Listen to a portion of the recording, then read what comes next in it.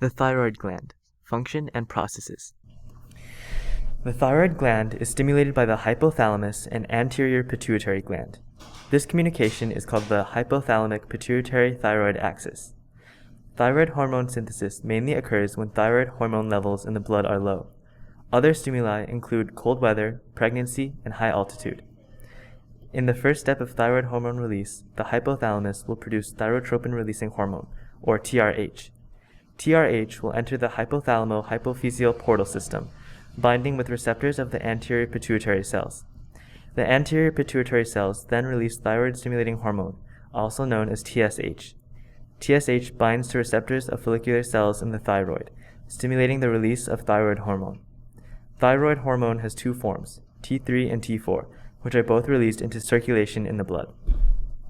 When TSH binds to follicular cells, thyroglobulin, or TGB, is secreted via exocytosis into the colloid. Iodine molecules then combine with TGB to produce hormone precursors.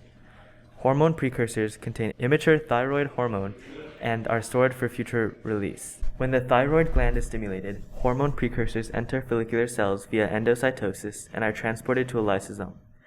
Thyroid hormone is then released through enzyme activity. Thyroid hormone enters target cells through endocytosis. Different cells are affected by thyroid hormone to varying degrees. T3 is the active form of thyroid hormone, but some cells can convert T4, greatly increasing the effects since T4 is released in much larger quantities than T3.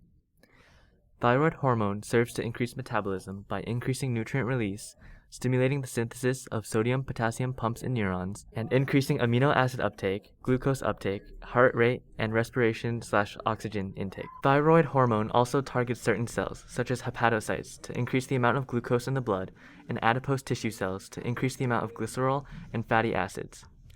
The increased levels of glucose, fatty acids, and oxygen in the blood all serve to increase the rate of cellular respiration. Calcitonin is produced and released from parafollicular cells.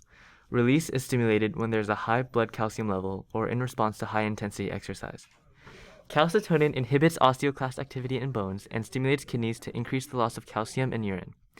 Both of these effects lower blood calcium levels, ending the negative feedback loop.